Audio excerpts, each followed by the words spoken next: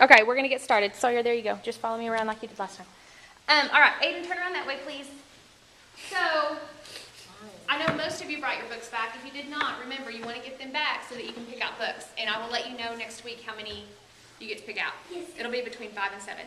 And they're pretty good books. I was worried because sometimes when you get donated books, they're not the greatest, but they're really good. That current books that you want to read. All right, this week, to finish our last lesson, Reading plus Science, we're going to study one of my very favorite things ever.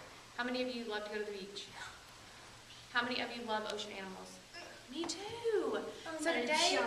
So today we are going to study coral reefs. Raise your hand if you know anything about coral reefs. Anything at all. What? They're very high to Okay, they are. What else? Most of the time, a lot of fish live in coral reefs because they think it's so safe. Exactly. She's exactly right. Because sharks, they can't get into those coral because they stick together like this. Yeah, you're exactly right. They use it for protection. Now then, here's a very important question. I don't want anyone blurting out the answer because you need to think first. Are coral reefs plants or animals? Don't blurt it out. Think about it and raise your hand when you're absolutely positive you have the answer. Plants or animals? Might be a trick question. Aiden, what do you think? Animals. Animals! How many of you agree? Okay, good. That's true. They are animals. Isn't that crazy? And they kind of sway in the water, and that's how they get food. They're poisonous, too. Did you know that? Yeah, if you scrape yourself on them, I think it's like an hour to live. That's crazy. I think you are a coral reef expert. All right, so we're going to look at this book. How many of you, this was a Bluebonnet last year. How many of you got to read this? Did any of you read this? Well, no, y'all aren't old enough. But I guess you could have read it anyway, but you didn't have to read Bluebonnet books last year. All right, do you think this book, it's called Coral Reefs, fiction or nonfiction? Fiction. You think it's a make-believe story? Non-fiction. Yeah, it's kind of tricky. It is nonfiction, it's about coral reefs, but you're going to see a part of this, I don't want to say it's fiction, but it's kind of on the brink. I'll show you in a minute. We're going to, I'm going to kind of skim the book because it's really long. We're going to watch a very short video and then you get to create something that I will tell you about in a minute.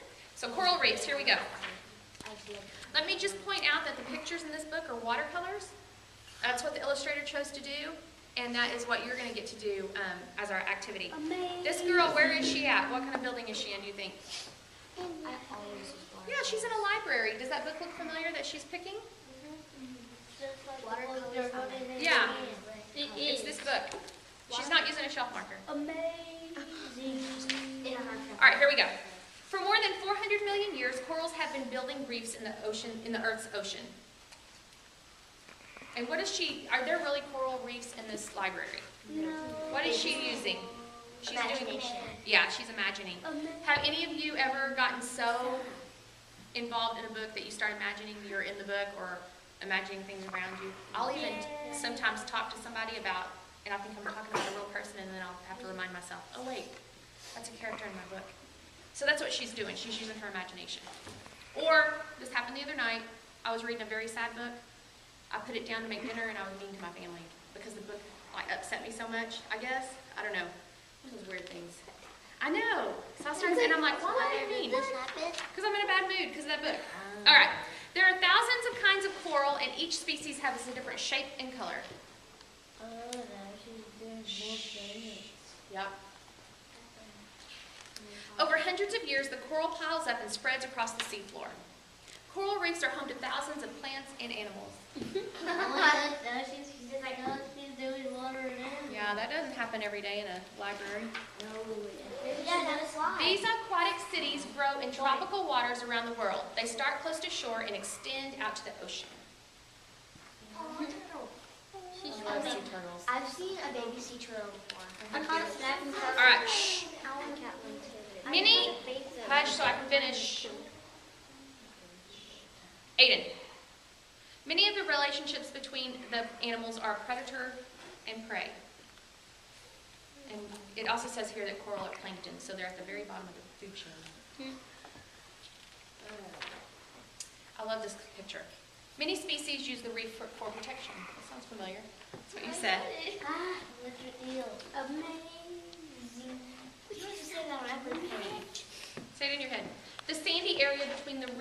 shore is called a lagoon. I didn't know that. That's something I learned in this book. I already knew that. You did?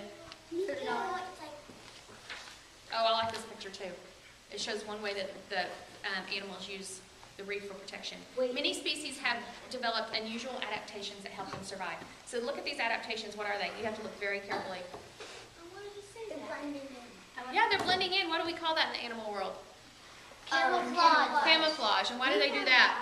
So they won't get caught. Yeah, so the predators don't see them. It's also a good way to be sneaky. Yeah.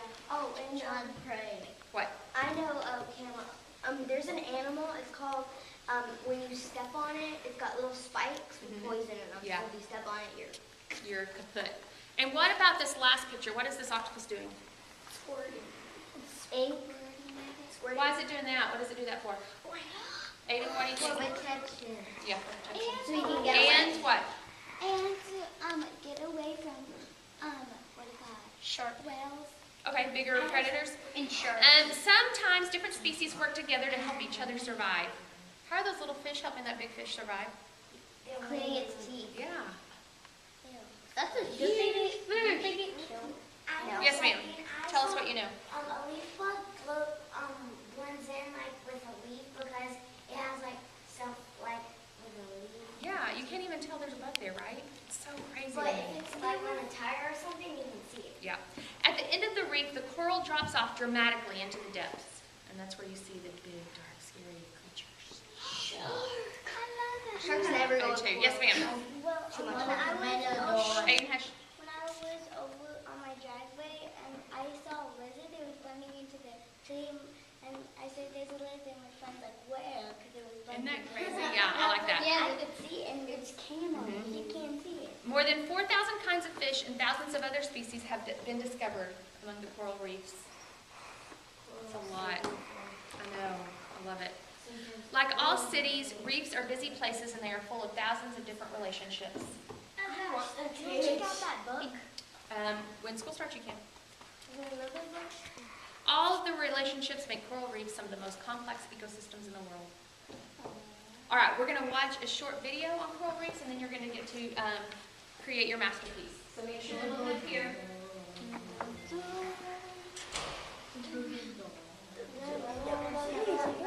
Yeah, but we're not checking this out. First one I know to Yes, would you? I feel bears. I know. And this is very short. Make sure your mouth is closed and you're pointed up to the screen. Whoops. There we go.